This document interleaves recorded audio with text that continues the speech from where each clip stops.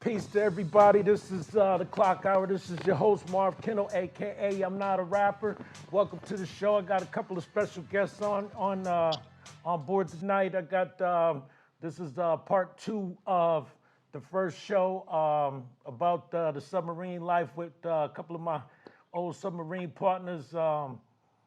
One from one command and another from another command. I got two different submarine cats on board today. I'm talking to my man Kevin Baylor from my first sub and my man Jaison Best. Y'all saw him last time. Peace, brothers. How y'all doing, man? Hey, what's going on, everybody? I'm I'm good. good, Marv. I'm JB, good. you back? Another go around. Where? Yeah, man. I needed it, man. All right, all right. It's all good, man. This is basically to give people some type of idea on the life that we took upon to volunteer for the military. That's like when people say, well, thank you for your service. We volunteered for it. So thanking me is really, I don't really like that too much anyway. I got a few questions for y'all, pretty much the same thing as last time with you, JB, but my man KB, I'm gonna call him KB. His name is Kevin Baylor. I'll put his name in there in a little while. But Mr. Kevin Baylor, Yes, when sir. did you realize that you needed to join the military out of all branches, and why the Navy? Well, I was getting the hell away from my parents, to be honest. The life I was living with them was not the life I wanted to live. I got kicked out at, I think, 17 years old.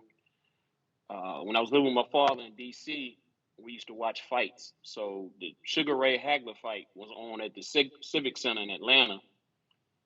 And I had no idea that it would run past my curfew. I'm 17. I don't know. I went to a live fight. I paid $25 for that ticket of my money.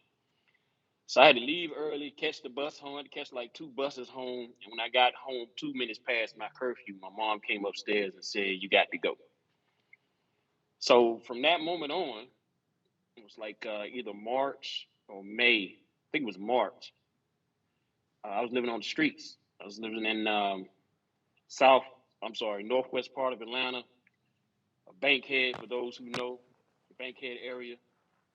And I had a few good people around me, decent people around me. I saw where, if I stayed there where things were going, I was never that type cat. I'm not no gangster, don't want to be gangster. I'm not hard like that. I protect myself and defend what's mine, but that type of life wasn't for me.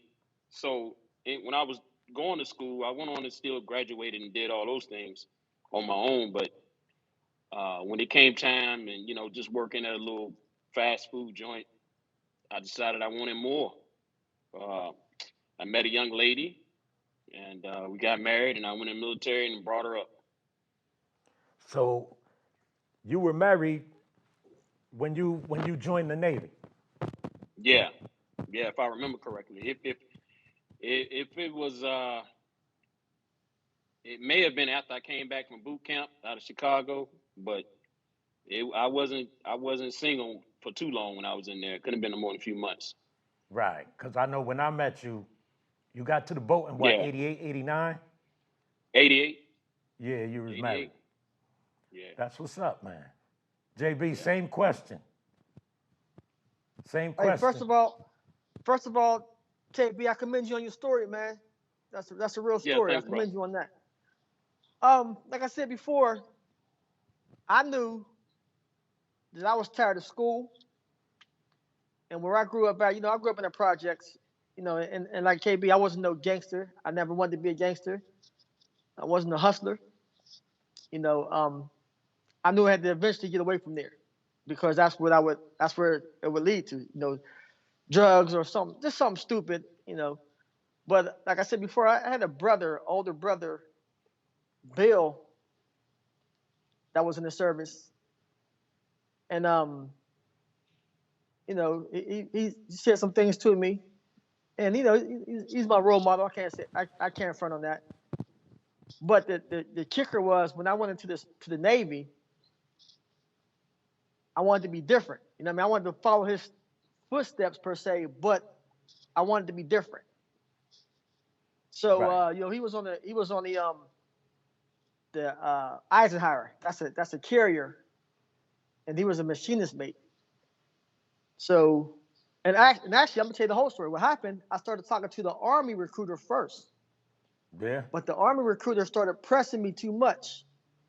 Um,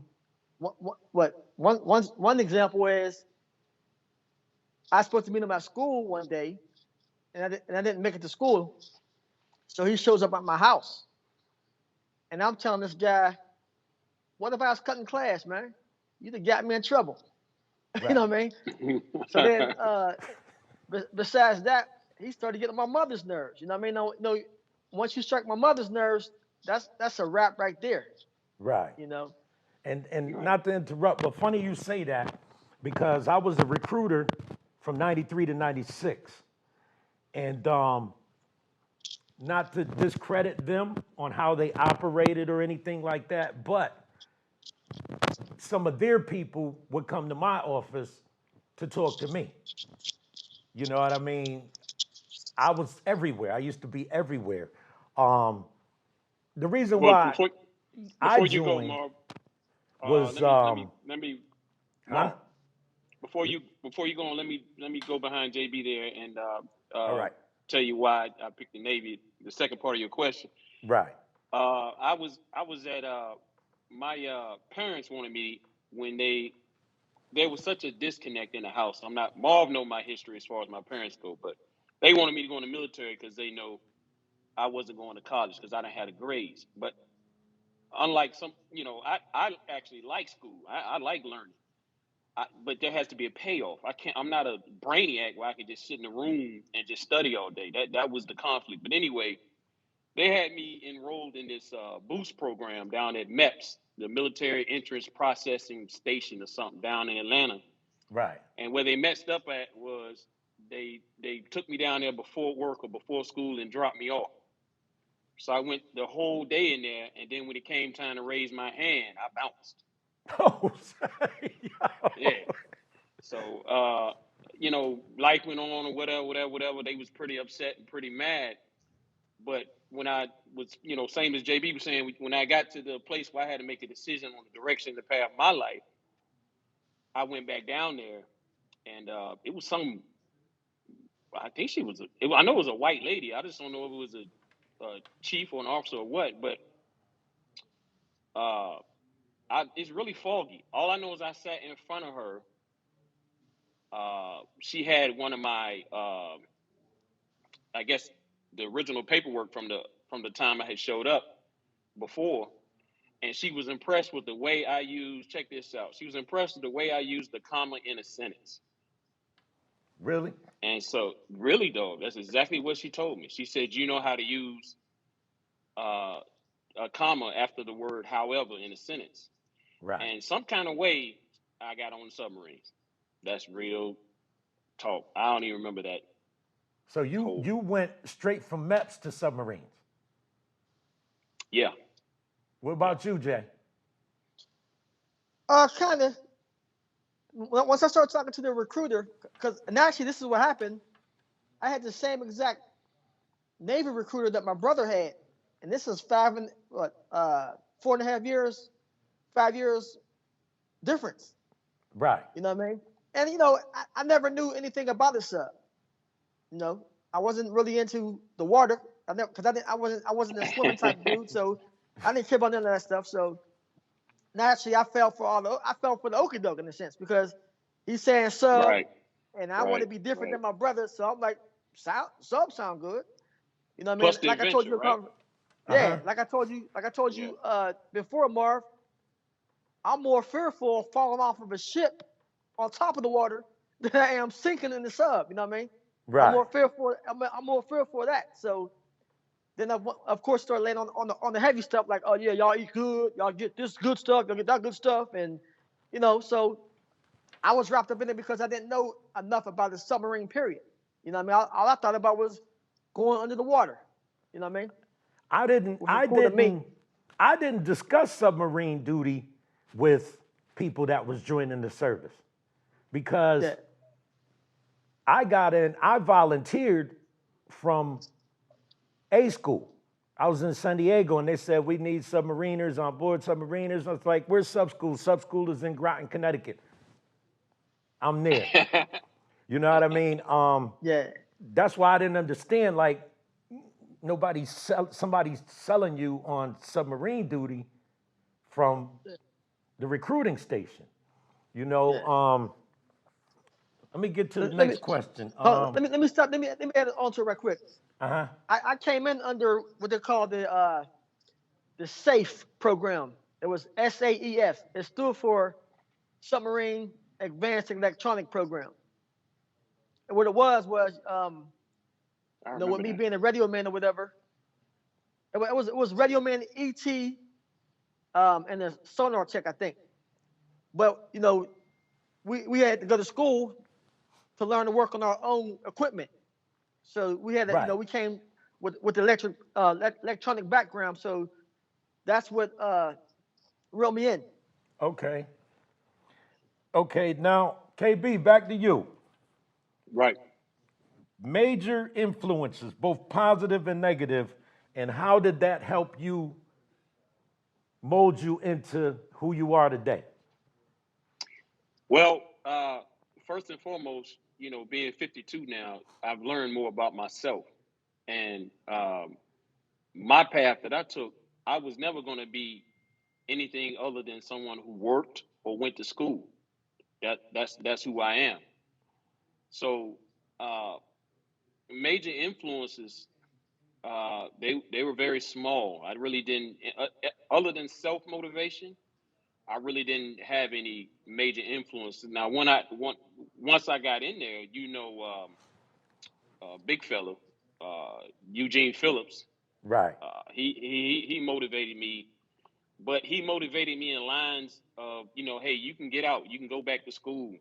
He started schooling me on, don't stay in, you stay in for 10 years, don't throw those 10 years away, things like that. And you got a wife and you got to think about kids, and if sailing in your blood, I wouldn't do it, and things of that nature. So, um, I guess he was an influence. Of course, you and Marv was an influence in that time, because when I first enlisted and was on the Hunley, the tender right next to the Phoenix, Yeah. man, I looked outside, brother, and I was like, what in the hell have I just done? That is the first. I broke down and cried, dog. I was like, what in the hell am I doing? I'm finna Right. get on that thing. But when I seen you two guys, I almost instantly, man, I felt good. I was like, I got some people similar to me, basically Right. brothers.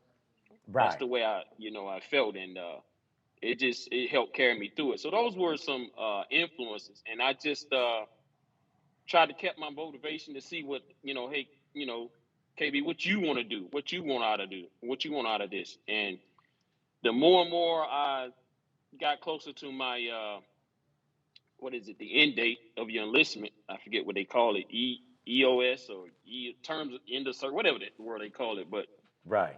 I just started realizing, man, I don't really like being on the water.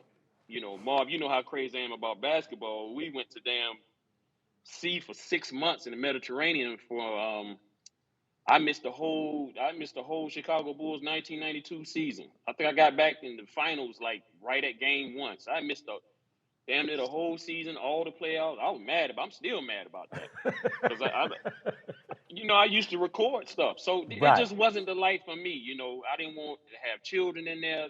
Dudes were coming back, finding out their wife was pregnant.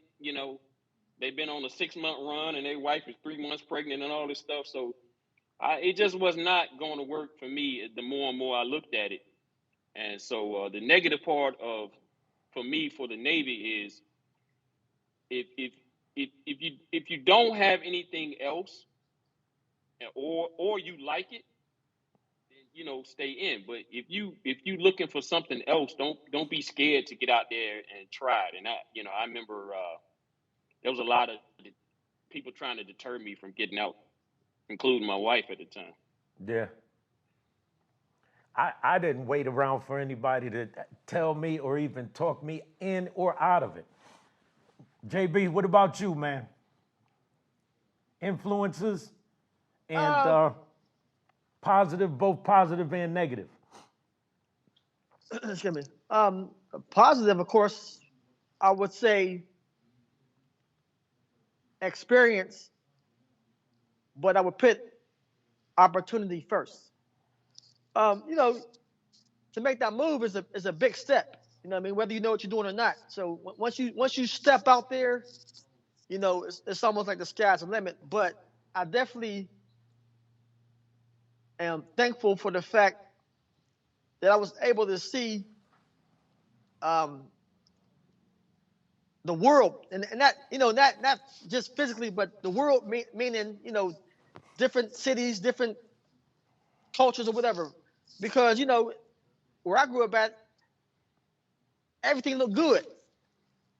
Everything looks good. Like, you know, California was like the place to be.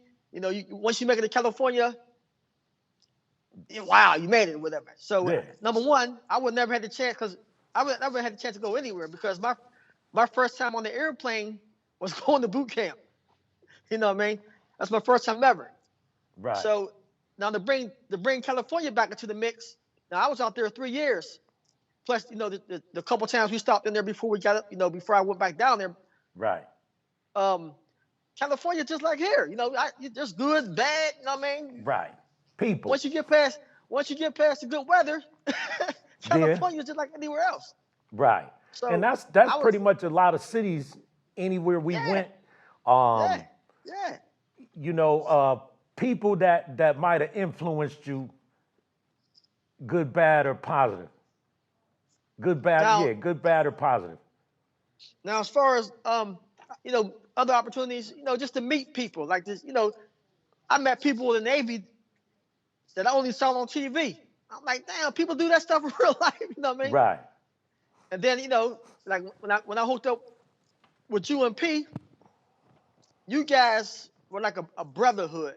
So you showed me, well, not just showed me, but you were there at a time when I needed not just a friend, not just somebody who to talk to or whatever, but I needed like someone who I could bond with and trust. You know what I mean? So I didn't Yeah. have to go. So I didn't have to take on this whole sub life, whatever, that part of my military career. So I didn't have to Right. do it by myself. You know, I had some people Right. that I could just, you know, here, man, hey, I'm tired, man. One of y'all gotta take the wheel or whatever, you know, however it was. And then I could trust y'all enough that I could We can get you accept back y'all home. advice. We can Exactly. I get you mean, back. but yeah, definitely. But just to believe in y'all enough to give me, you know, to accept your advice. You know what I mean? Because, you know, Yeah. I can hear you, but I'm like, man, y'all ain't saying what I want to hear. I'm gonna do what I want to do. But I Right. trusted you to enough, at least, to say, you know what? I know they won't let me down. Right. So it was just like opportunities like that, man. You know, and then it helped me to see more about myself, because I know I wasn't a military dude. Right. I know that no matter what, there is a line that I won't cross pertaining to myself. That, you know, that maintains me, Right. good, bad, or different, military or not. You know what I mean? I'm not Yeah. crossing this line. This is where wherever stops at and Jason Best starts. So I Right. won't cross that line. You know what I mean? They And so that, you know, and that ultimately became a conflict with my with my military career, because, you know, I still had to be myself. You know what I mean? KB. Yes, sir. Major roadblocks that you faced while you were in the Navy. Um, And how did you overcome them? Major roadblock.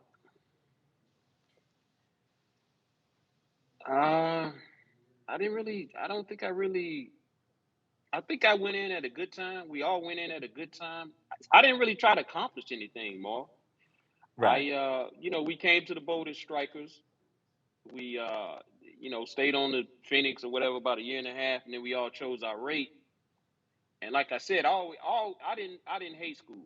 I wanted to go to school, so I went up to I enlisted, added 2 more years, and went up to Groton to become a FTG, fire control technician or whatever it was, and came back to after that was over. Came back to Virginia, Norfolk, and was on the Sunfish. So after that, it was basically riding out that little bit of sea time and making a decision on where I wanted to go. Right. So, So you didn't pick up any shore duty or anything. nah. I had, basically my freshman and sophomore year in there, which was on the Phoenix, and after that, I say, you know what, I got other things on my mind, man. This is not for me. This was good to start. Right. I'm just happy that like JB was just saying, that I got a couple of opportunities, and to be honest with you, Marv, you know me, they was happy to see me go, and I was ready to go. So look, I ain't gonna... and then the funny thing, even with me, was I know some of them was happy to see me go. You got to think, we were young men, 18, 19, 20, 21. You know what I mean? That was, I always think of boys to men, when I think about it. Because that first submarine thing was some trying times, man.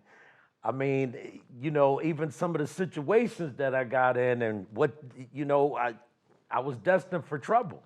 But after, rocking with y'all for a while, it kind of opened my eyes a little bit, like, listen, you don't have to do it this way, you could do it this way. And then when I got to my second command, I seen all them brothers on board there, and I was like, hey, this is what it's supposed to look like.